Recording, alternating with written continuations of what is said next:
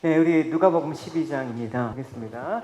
그동안에 무리 수만 명이 모여 오늘 본문은 예수님께서 무리 가운데 많은 무리들 가운데 제자들에게 하신 말씀이에요. 특별히 예수님을 따라가는 제자로서 앞으로 걸어가야 될 사명과 책임들이 있는데 그 사명을 수행하기 위해서 주의해야 될 점들이 있다라는 것을 상기시키고 있습니다. 그게 뭐냐면 1절에서 언급하신 것처럼 바리새인들의 누룩, 곧 외식을 주의하라고 가르치고 있습니다.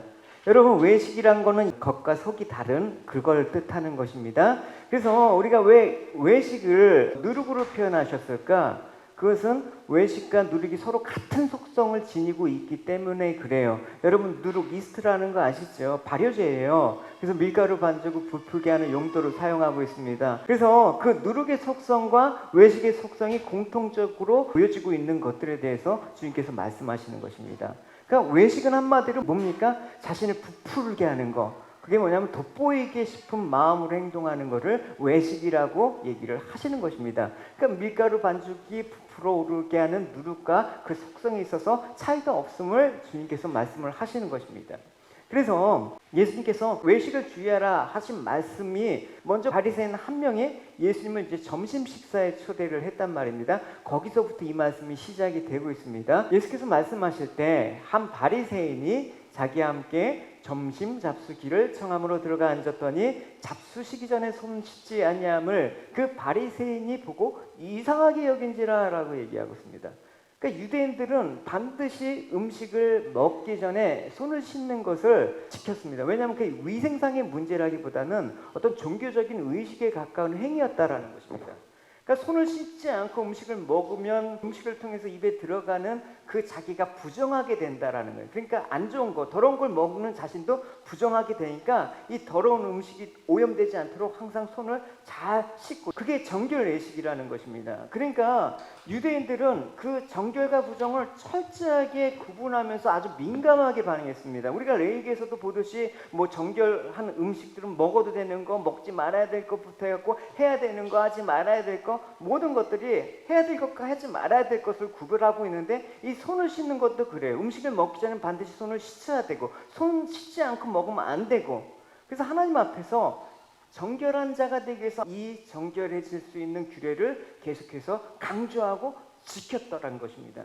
그런데 이런 정결 외식에 누구보다도 철저했던, 자기가 잘 지킨다고 자부했던 바리새인이 그 예수님을 초대했는데 예수님이 손을 씻지도 않고 음식을 먹으시네. 요즘 같은 코로나 시대에는 좀 적용이 잘 안 되겠지만 어쨌든 예수님이 이런 행동을 바리새인이 눈에 거슬린 거예요. 왜 그렇지? 저런 분이 왜 이렇지? 그래서 바리새인들이 손을 씻지 않은 그 예수님 행동을 이상하게 여겼는데, 뭐 그냥 이상하게 여기면 예수님께서도 그냥 지나가실 수도 있는데 그때 예수님께서 책망을 하셨습니다. 이런 책망을 하셨어요. 이거 보시면 이르시되 너희 바리새인은 지금 장과 대접에 겉은 깨끗이 하나 너희 속에는 탐욕과 악독이 가득하도다. 어리석은 자들아, 겉을 만드시니가 속도 만들지 아니하였느냐. 그러니까 이 말씀은 예수님께서 그들의 생각과 방식을 책망하시는 거예요. 그러니까 예수님께서 손을 씻고 음식을 먹는 것을 책망하신 게 아니라 손을 씻고 음식을 먹던 손을 씻지 않고 음식을 먹던 그걸 책망하신 게 아니에요. 여기서 책망의 포커스는 뭐냐? 손을 씻고 먹는 것이 옳다라고 하는 바리새인의 그 생각을 지적하는 거란 말입니다. 그래서 그 바리새인들은 갖고 있는 자기의 생각과 방식대로 예수님을 바라본 거예요. 여러분, 이게 왜 중요하냐면 우리가 생각하는 방식, 우리가 생각하고 있는 그 판단에 따라서 주님을 바라보기 때문에 바리새인들의 외식을 지금 언급하고 있다는 사실을 우리가 얘기하는 거예요. 바리새인들의 이런 구별 의식 속에는 겉을 만드신 하나님께서 속도 만드신 하나님을 생각하지 못하는 어리석음에서 기인된 것이다. 하나님께서 겉과 속을 만드셨다라는 것은 뭡니까? 서로 분리할 수 없다라는 거예요. 겉은 깨끗한데 속은 더럽고, 겉이 더러운데 속은 깨끗하고, 뭐 그렇게 분리할 수 없는 문제라는 것입니다. 그러니까 이들은 늘 생각 방식에 내가 어떤 행동과 생각들을 세상 방식에 멀리하고 이렇게 보여지는 것들을 분리시킴으로써 내 속이 정결케 한다는 생각을 갖고 있다라는 것입니다. 외부적으로는 대단히 경건해 보이고 정결한 사람처럼 보이지만 예수님께서는 이 손을 안 씻는 거를 뭐라고 한 게 아니라 예수님께서는 너희 속이 사실 중요하다. 봤더니 너희들의 속은 씻기 전에 그 더러운 상태가 너희들 속이다. 탐욕과 악독이 가득했다라고 얘기를 하는 것이죠. 누가복음 11장 42절에서 42절 이렇습니다. 너희 바리새파 사람들에게 화가 있을 것이다. 너희는 박하와 온양과 온갖 채소의 11조를 드린다. 그러나 하나님의 정의와 사랑은 무시한다. 어느 한 가지만 하지 말고 이 모든 것을 함께 해야 된다. 너희 바리새파 사람들에게 화가 있을 것이다. 너희는 회당 앞에서 좋아하고 시장터에서 인사받기를 좋아한다. 너에게 화가 있을 것이다. 너희는 숨겨진 무덤과 같다. 사람들은 무엇인지 모르고 그 위를 걸어간다. 이게 평토장이라고 개역 성경에서는 번역되고 있습니다. 그러니까 바리새인들 너희들은 숨겨진 무덤과 같다. 썩은 시체가 있고 썩은 물이 넘쳐나오는 무덤인데 무덤 같지 않도록 평평하게 만드니까 사람들이 지나갈 수 있도록 그렇게 한다.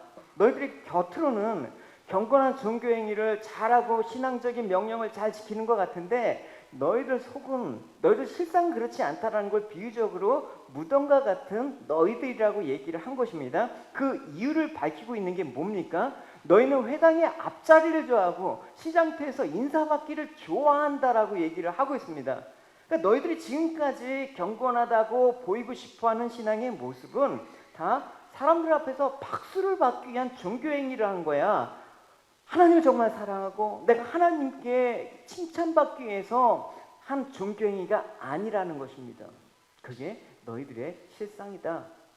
그러면 바리새인들에게 이 얘기를 하면서 주님께서는 이 제자들에게도 이 지금 무리들이 많이 모이는 가운데 제자들의 이 마음도 바리새인과 같은 마음이 들지 않을까라는 경계에서 말씀을 하신 것입니다.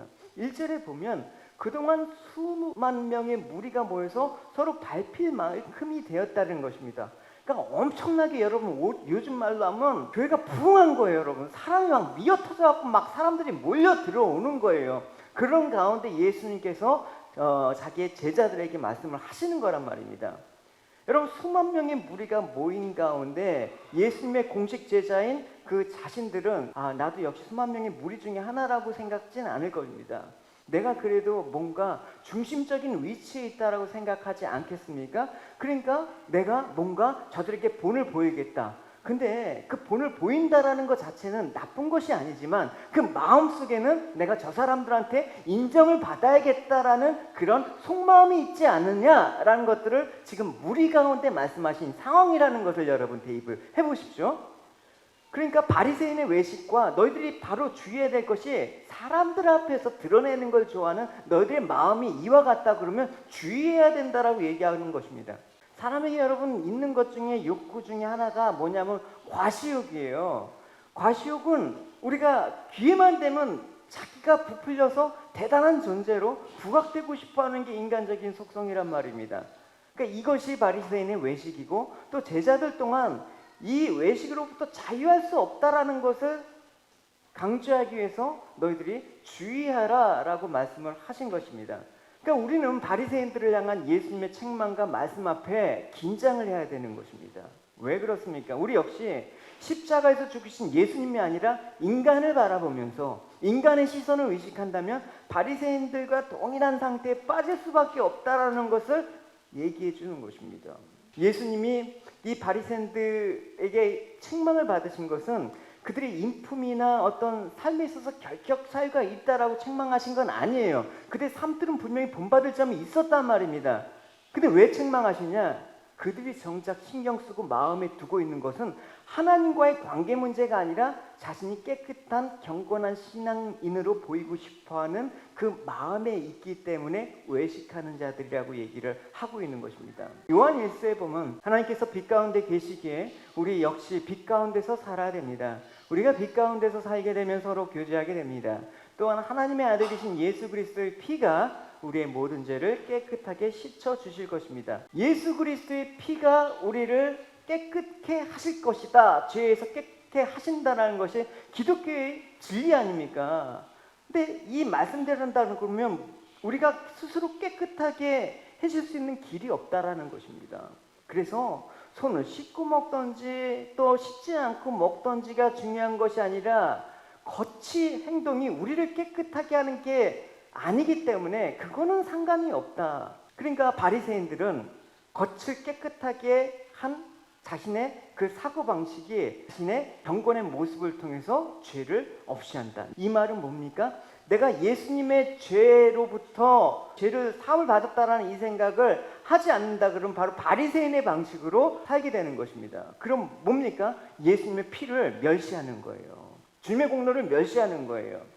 그래서 주님께서는 이 바리새인의 사고방식을 뭐라고 얘기하고 있냐면 눈이 나쁜 상태로 얘기하고 있단 말입니다. 그래서 누가복음 11장에 이런 얘기를 해요.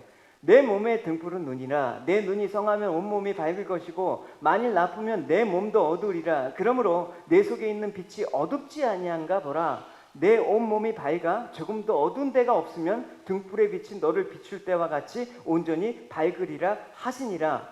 여러분, 몸에 등불의 눈이라는 건 뭐냐면 눈은 스스로 빛을 비추는 게 아니죠. 외부에서 비추는 그 등불의 빛을 그대로 받아들이면서 나타나는 거란 말입니다. 그러니까 외부에서 비춰진 등불의 빛은 그럼 무엇이냐? 그건 예수님이 지금까지 행하신 모든 일, 그걸 말하는 거예요. 그러니까 예수님께서 행하신 일들과 하신 말씀을 보고 너희들이 뭘 봐야 되는가? 그걸 물어보시는 거예요. 그 하신 그 표적과 이적은 다 하나같이 죄를 드러내시고 하나님 나라를 보게 하시는데 초점이 있다라는 것입니다. 따라서 너희들이 정말 눈이 성하다면, 좋다 그러면 예수님의 행하심을 통해서 내 죄를 보게 되는 거야. 그리고 하나님 나라에 내 마음이 가게 되는 거야. 그걸 얘기하는 거예요. 그게 온몸이 밝을 것이다라는 말씀에 해당되는 말입니다. 근데 눈이 성하지 못하니까 예수님의 행하심을 보고 무엇입니까? 나를 배부르게 하는 저 예수, 나의 병을 고치게 하는 저 예수, 내 욕망을 채울 수 있는 구실로 보게 된다라는 것입니다. 이게 예수님을 따랐던 수많은 무리들이 갖고 있는 나쁜 눈을 가진 사람들이에요. 그러니까 예수님께서 저들한테 했으니까 우리도 해. 예수님께서 물고기 떡으로 5,000명을 먹이셨으니까 오늘 나의 배고픔도 해결해 주실 거야. 그게 뭘 의미하는 건지, 내가 죄인이고 예수님으로 인해서 내가 살아야 되는 자다라는 사실을 인식하지 못하는 그런 상태를 눈이 나쁜 상태라고 주님께서는 비유를 얘기하신다는 것입니다. 그러니까 우리가 눈이 나쁘니까 온몸에 어두워져 감춰진 탐욕과 악독을 보지 못하는 거예요. 예수님께서 왜 이 말씀을 하셨는지, 내 자신을 비춰볼 수 없다 그러면 눈이 나쁜 거다. 그러니까 결국 바리새인들은 자기 속에 감춰져 있는 악독과 탐욕을 보지 못한, 근데 예수님을 알게 된 자들은 회개하는 자로 예수님께 나오고 예수님의 피 흘리심의 은혜를 감사하면서 내 눈이 성한 것이 온몸에 밝은 자라는 그 예수님의 말씀에 해당하는 자다라는 것입니다. 너희들, 그래서 예수님께서 소경을 밝게 보여주신 이유는 바로 그런 것입니다. 근데 이 말씀이 또 어디에 연결되냐면, 이건 마태복음의 이 병행 구절에 덧붙여서 추가되는 말씀이 뭐냐면 보물 얘기를 하세요. 보물을 하늘에 쌓아두라. 이 보물은 교회 헌금을 많이 내라는 얘기가 아니에요, 여러분. 자, 이 말씀과 연결해서 여러분 생각을 해 보셔야 되는 거예요. 바로 이 보물 얘기를 하세요. 너희를 위해서 보물을 땅에 쌓아두지 말라. 거기는 종과 동럭이 해하며 도둑이 구멍을 뚫어 도둑질하느니라.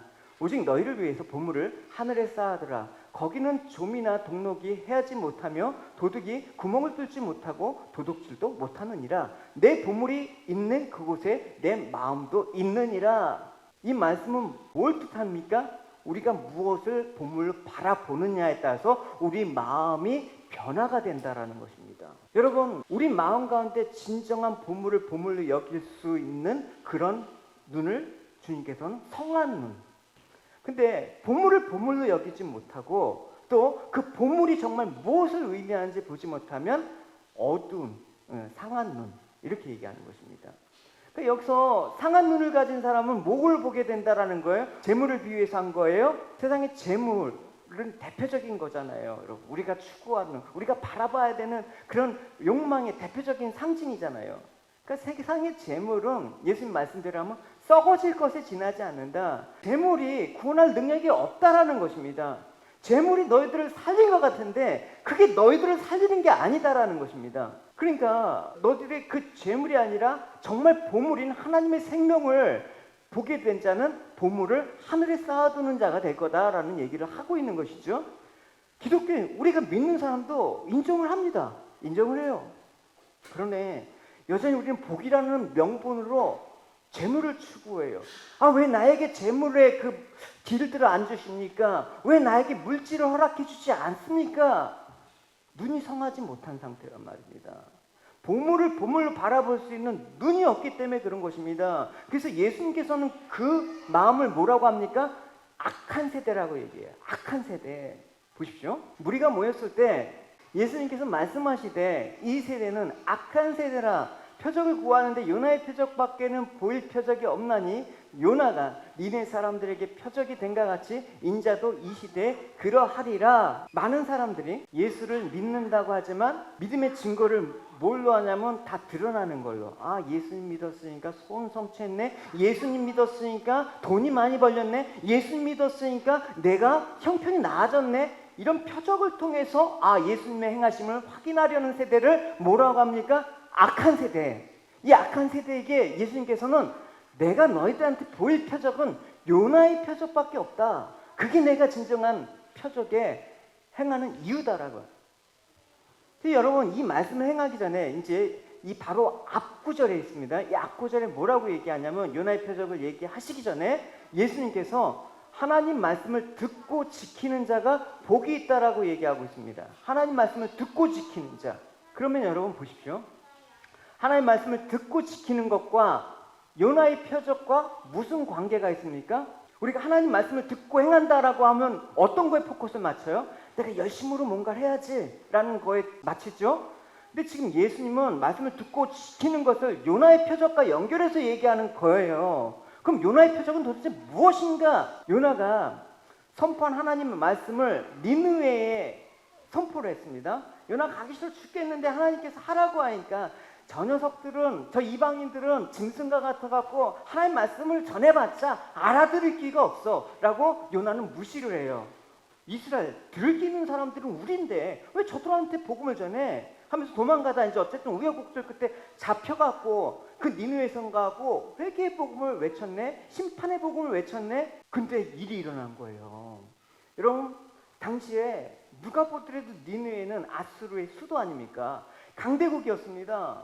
그러니까 그 강대국의 수도 니느웨는 부족할 것이 없었습니다. 하나님을 의지할 필요가 전혀 없었던 풍족한 재물과 그런 형편이 아주 넉넉한 도시였습니다. 그런 성에서 요나가 하나님의 심판의 소식을 들었는데 요나의 기대는 저들이 뭐 알아들어?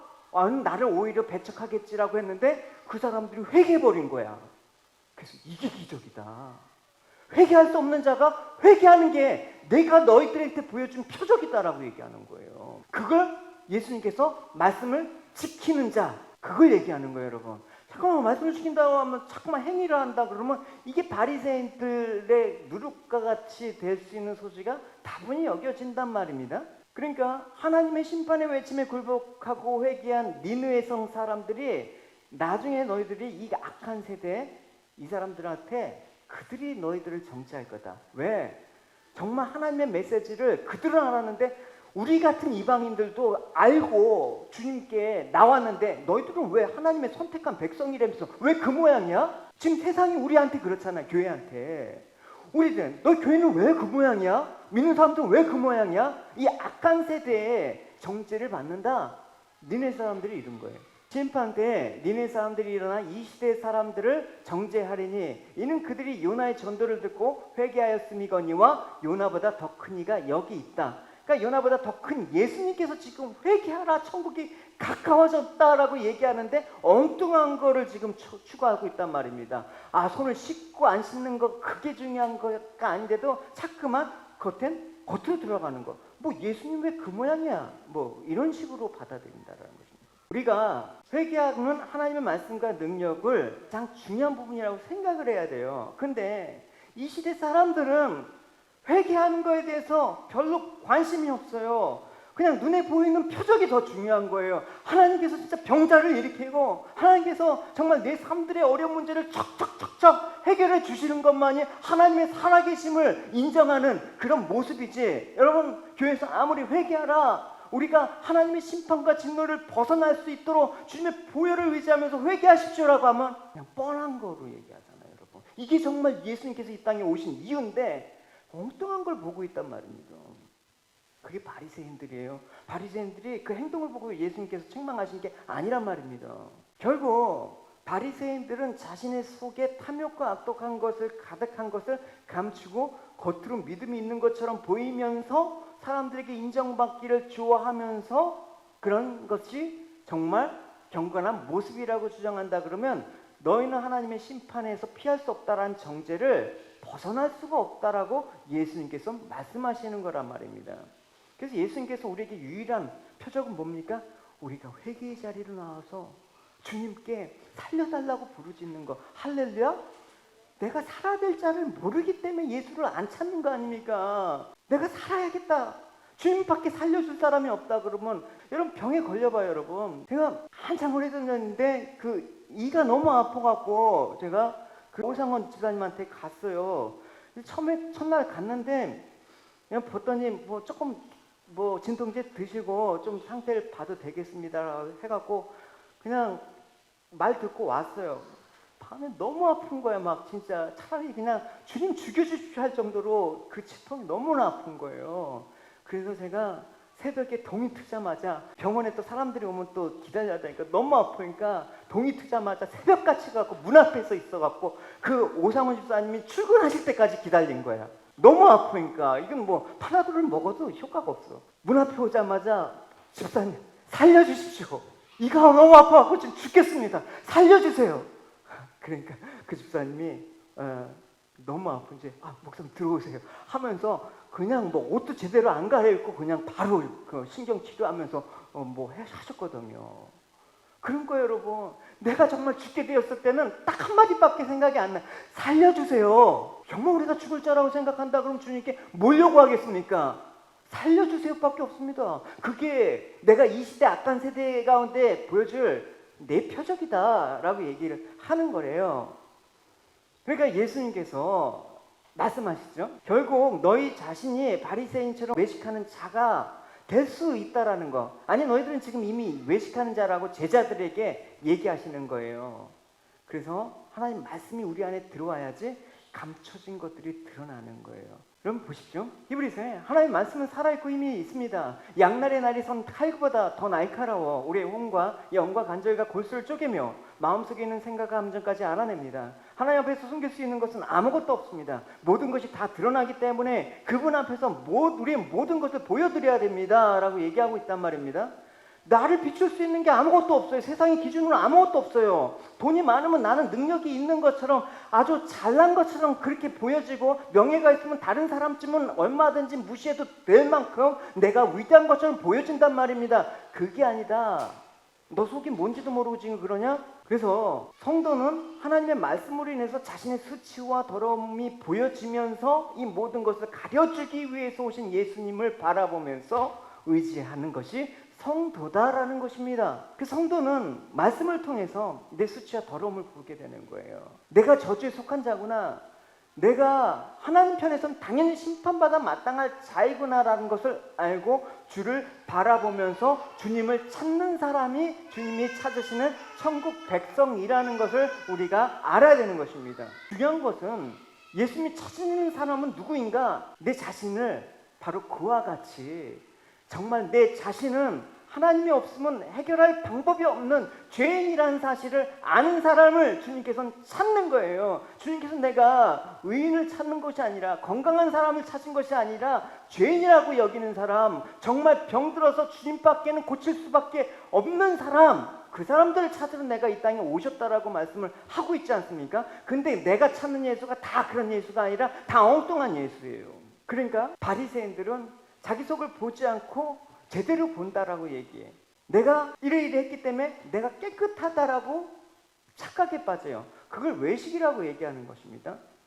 그렇기 때문에 그 외식에 속해 있으면 사람이 그 속을 보기보다는 늘 겉에 신경을 쓰면서 살아간단 말입니다. 자기의 속을 보면서 내가 지금 형편이 어떤지, 외적인 조건이 어떤지 내 스스로를 바라봤을 때 나는 죽어야 될 자야. 내가 심판받아 마땅한 자를 여기면서 내가 예수님의 용서에 대해서 감사하게 생각하는 거예요. 주님께서 나를 용서해 주지 않으면 내 삶이 어떻게 됐을까라고 안도의 한숨을 쉬면서 날마다 주님께 나아가는 사람이 마음을 새롭게 하는 사람이란 말입니다.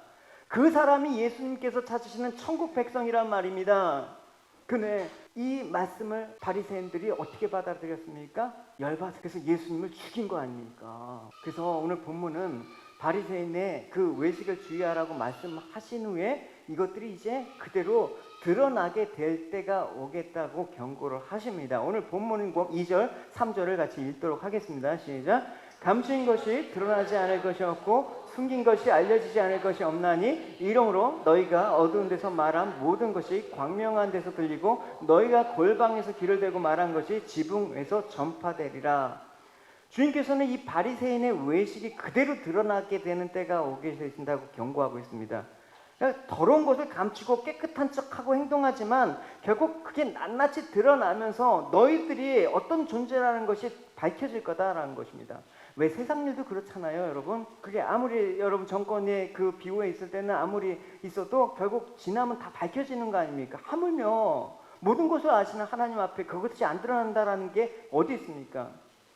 여러분, 우리가 이렇게 예배를 잘 드리고 이렇게 여러분 말씀을 잘 경청하고 이렇게 하지만 바리새인 역시 예수님께서 화있도다라고 저주하신 바리새인들 역시도 동일하게 이 종교적인 실천의 모습에 있어서는 여러분 우리와 비교할 수 없을 정도로 여러분 대단했습니다. 여러분 거룩하고 경건한 모습으로 채워진 사람이었다라는 것입니다. 여러분 만약 우리 주변에 그런 사람이 있다고 생각하십시오. 여러분들은 그 사람을 어떻게 보겠습니까? 믿음이 참 좋다. 칭찬하게 되지 않겠습니까? 근데 예수님께서는 책망하셨단 말입니다. 그래서 예수님께서는 그런 바리새인들 같은 사람을 향해서 이렇게 말씀하셨습니다. 이르시되 이사야가 너희 외식하는 자에 대해서 잘 예언하였도다. 기록했을 때 이 백성이 입술로는 나를 공경하되 마음은 내게서 멀어졌도다. 사람의 계명으로 교훈을 삼아 가르치니 나를 헛되이 경배하는도다 하였느니라. 이 손을 씻는 것도 사람의 교훈이에요. 사실 장로들의 유전이라고 해갖고 이 하나님께서 말씀하신 것도 아닌데 이렇게 해야지만 하나님께서 기뻐하신다라고 만들어놓은 사람의 규례란 말입니다. 그래서 사람은 항상 자신에게 가치를 두고 살려고 합니다. 그러니까 나는 남한테 욕을 먹으면 안 돼. 나는 칭찬만 들어야 돼. 나는 남한테 뒤떨어지면 안 돼. 나는 항상 앞서 나가야 돼. 못나 보여서도 안 돼. 잘나 보여야 되는 것이야. 그래서 자신을 가치를 두고 사는 게 인간의 모습이에요, 여러분. 21에 내가 제일 잘 나가, 내가 제일 잘 나가. 하나님께서 세상을 보실 때는 의인 없나니 다 악인, 죄인밖에 없다라고 분명히 말씀하셨습니다. 우리가 필요하고 가치가 있어서 이 세상에 남겨놓으신 거 아니라 우리가 이 땅에서 뭘 봐야 됩니까? 정말 죄인된 인간의 삶들은 가치가 없다라는 것을 발견하고 세상에 살아가면서 우리의 그런 죄된 모습들을 날마다 자각하는 모습으로 살아가서 예수님밖에 없음을 고백하는 자로 만들어내시기 위해서 이 땅에 보내셨다라는 것입니다. 그러니까 예수님을 세상에 보내신 하나님은 의인은 예수님밖에 없다. 진짜 가치 있는 참된 인간은 예수님밖에 없다. 그래서 예수님께서 누가복음엔 특별히 인자, 사람의 모습으로 오셨다는 걸 그렇게 강조하고 있어요. 예수님밖에는 진정한 인간이 없다라는 것을 그걸 보여주기 위해서 예수님만이 진정하다 그러면 나머지는 뭐합니까? 무가치하다. 그러니까 이걸 못 견디는 사람은 바리새인들. 근데 이걸 인정하면서 주님 그 밥상에 떨어진 부스러기라도 걔한테 주는데 저는 주님의 은혜가 필요합니다라고 나온 사람은 따라 내 자녀야 이렇게 얘기하는 것입니다. 이사야 6장에 보면 이사야 선지자가 하나님 보좌를 목격한 사건이 나와요. 이사야가 성전 안에서 하나님의 보좌를 목격했을 때 처음 반응이 있어. 그때 내가 말하되 화로다 나여 망하게 되었도다. 나는 입술이 부정한 사람이요 나는 입술이 부정한 백성 중에 거하면서 만군의 여호와이신 왕을 배웠음이로다 하였도다. 그러니까 이사야 선지자가 하나님의 임재를 목격했을 때 자신의 더러움을 직시했단 말입니다. 쓸모없고 무가치한 자신에 대해서 죄인된 자신의 운명에 대해서 깨달은 거예요. 그러니까 이사야가 화로다 나는 망하게 되었다 라는 고백이 나오는 거예요. 우리가 주님의 임재를 보면 어떻게 느낍니까? 이 외침이 여러분 우리의 외침이 돼야 되지 않겠습니까? 하나님 앞에서는 내가 망해야 되고 죽어야 되는 현실, 무슨 말이 필요합니까? 무슨 말이? 그럼 하나님 앞에 살려주세요 라고 하나님께서 살려주셨을 때 그 은혜가 당연하다고 여겨지겠습니까? 그럴 수가 없는 것이죠. 그래서 여러분, 하나님 앞에서 내가 무가치함을 고백했던 이런 이사의 모습들처럼 이제 죽었구나, 내 자신을 포기하는 수밖에 없는 거예요. 나를 부인하는 수밖에 없는 거예요. 는 내가 없고 오직 예수님만, 내 안에 살아계신 오직 예수님만, 이렇게 돼야지만 은혜를 아는 사람들이에요. 사도 바울 역시 예수님을 만난 후에 자신이 죄인 중에 괴수이다, 내가 세상의 모든 것들을 하나님의 영광으로 알았는데 그것이 배설물이었다라고 여겼습니다.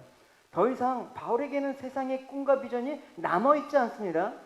오직 내가 자랑하는 것은 이제 내가 남은 그리스도의 고난을 짊어지고 오직 십자가만 자랑하는 것이 내 남은 사명이다. 내가 그 사명을 위해서 오직 달려갈 길을 다 간 후에 내 이 모든 선한 싸움을 마치고 이제 영광의 면류관, 나를 상 주시고 나를 칭찬하실 주님을 만나 보러 간다라는 그 바울의 그 고백은 우리의 고백이 되어야 되는 것입니다.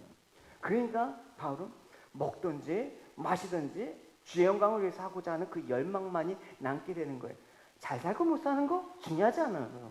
근데 우리는 잘 사는 것만 중요해. 그죠? 내가 잘 되고 못하는 거 중요하지 않아. 근데 우리는 잘 되는 것만 중요해. 내 기준으로. 하나님이 보시기에는 다 하나님 자녀는 잘 되는 거고 하나님 보기에는 다 부유한 자예요, 여러분.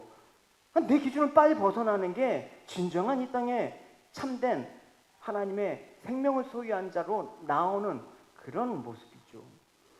그러니까 우리의 실수는 뭡니까? 관심이 참 엉뚱한 데 두고 사는 것입니다. 우리들의 열망이 주님이 아닌 세상을 향하기 때문에 은혜로 날마다 산다고 하면서 세상 일로 속상해하는 거예요. 결국 주님보다는 세상이 더 관심을 받고 있다는 증거밖에 되지 않습니까? 이 모든 것은 자신의 더러움과 무가치함을 직시하지 못한 결과임을 우리는 알아야 되는 것입니다. 그래서 전도서에는 오직 하나님을 경외하는 삶만이 헛되지 않은 삶이다.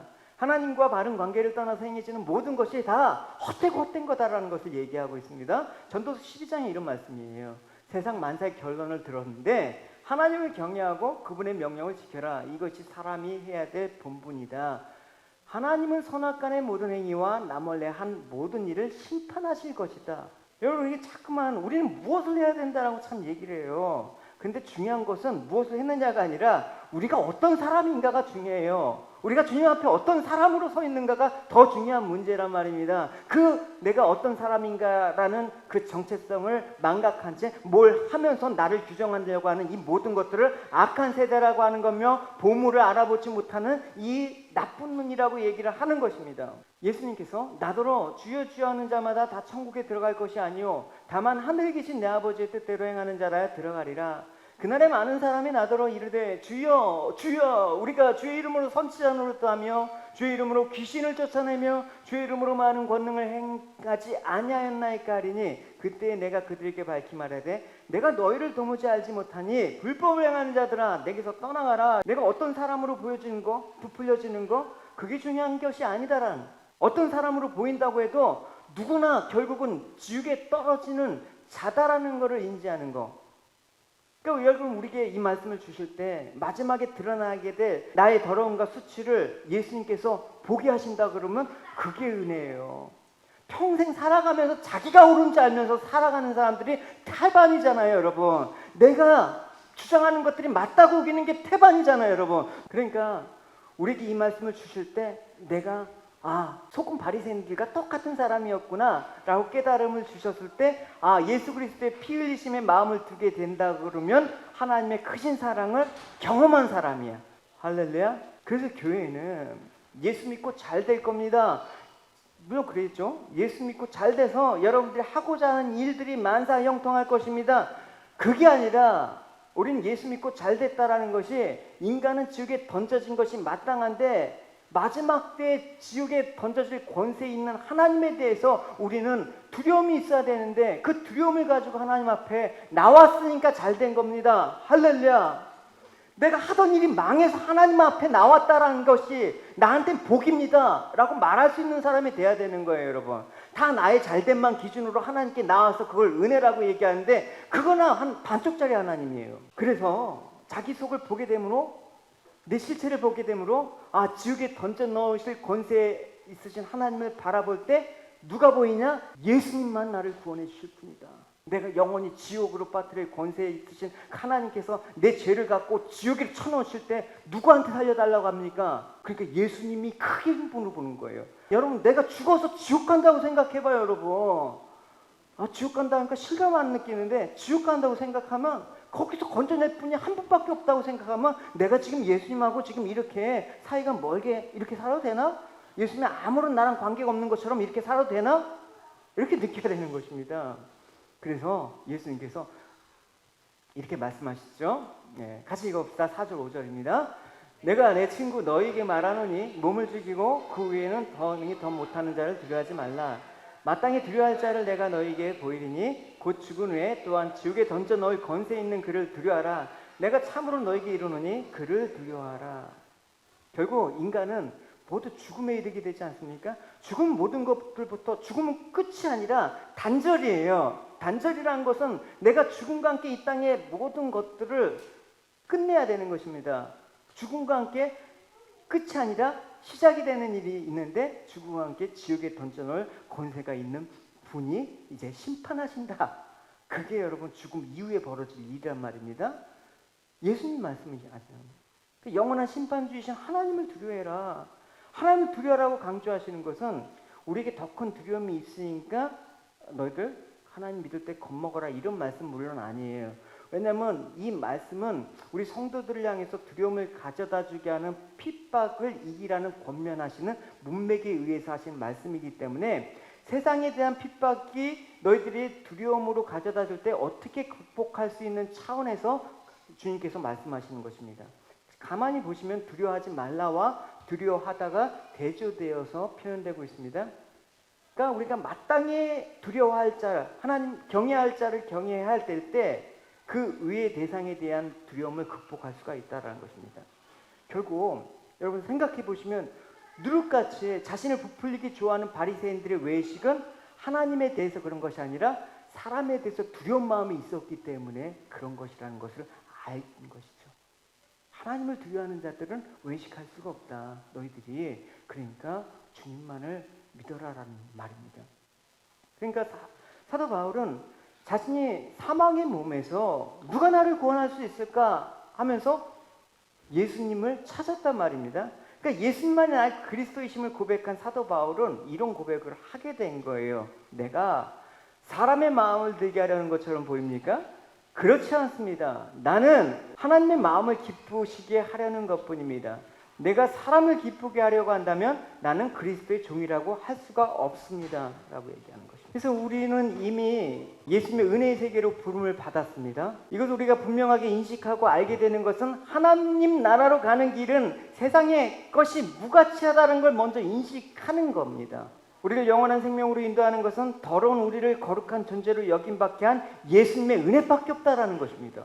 예수님의 보혈의 공로로 주어진 은혜로 인해서 용서로 인해서 거룩한 자로 여김을 받게 되는 것입니다. 세상은 돈이 사람을 귀한 존재로 만들어 줍니다. 하지만 하나님께서 귀하게 여기시는 대상은 세상의 기준과는 전혀 다른 것입니다. 이것을 예수님께서는 참새하고 빗대어 말씀하시는 거예요. 참새 5마리가 두 아사리온에 팔리는 것이 아니냐. 그러나 하나님 앞에서는 그 하나도 잊어버린 바 되지 아니하도다. 너에게는 심지어 머리털까지도 다 세신 바 되었으니 두려워하지 말라. 너희는 많은 참새보다 더 귀하니라. 그러니까 참새는 5마리가 두 아사리온에 팔릴 정도로 가치 없는 존재다. 근데 하나님 앞에서는 그 하나도 잊어버린 바 되지 않는다고 하는 거예요. 그러니까 세상적으로는 무가치한 참새도 하나님의 창조물이기 때문이라는 것입니다. 근데 하나님은 자기 백성을 많은 참새보다 더 귀하게 여기신다고 합니다. 심지어 머리털까지 다 세신 바가 되었다고 합니다. 그러니까 머리털까지 다 세신 바가 되었다는 것은 머리털 하나라도 소홀히 여기지 않을 정도로 그의 백성을 귀하게 여기신다라는 것입니다. 여러분, 그럼 하나님의 입장에서 정말 귀하게 여기시는 여러분이라면 여러분들을 어디로 인도하실까요? 길 끝에서 세상에서 잘 되는 것으로 세상이 전부인 줄 알고 그렇게 살게 허락하실까요? 하늘에 좋은 것들을 주시고 생명으로 인도하시는 것이 가장 좋은 것입니다. 그래서 성도는 예수님의 용서를 가장 복된 은혜로 여기며 마음에 두고 살아가는 사람이란 말입니다. 예수님께서 누가복음 12장에 내가 또한 너에게 말하노니 누구든지 사람 앞에서 나를 시인하면 인자도 하나님의 사자들 앞에서 그를 시인할 것이요 사람 앞에서 나를 부인하는 자는 하나님의 사자 앞에서 부인을 당하리라. 하나님께서 귀하게 여기시는 사람은 세상에 가진 자, 못 가진 자 그런 기준이 아니라 예수님의 용서를 귀한 은혜로 받아들이는 사람을 귀하게 여기신다라는 것입니다. 이들은 세상의 권세를 두려워하지 않고 자신을 드러내기 위해서 누룩처럼 부풀리는 외식을 하지 않게 되는 것입니다. 그래서 여러분 주목해 보십시오. 사람들 앞에서란 말이 있지 않습니까? 그죠? 여러분은 사람들 앞에서 하나님을 드러내시는 분입니까? 아니면 여러분 자신을 드러내시는 분입니까? 여러분들이 사람들 앞에서 예수님의 은혜만을 증거하시는 여러분이 되시기 바랍니다. 그래서 예수님의 용서의 은혜 안에서 여러분 자신을 바라보게 되고 또 이제 죄로부터 자유케 되는 그 담대함으로 누구를 만나든지 담대하게 예수님의 제자로서 예수님의 행하신 일들만을 온전히 드러내는 여러분이 되시기를 주님의 이름으로 축원합니다.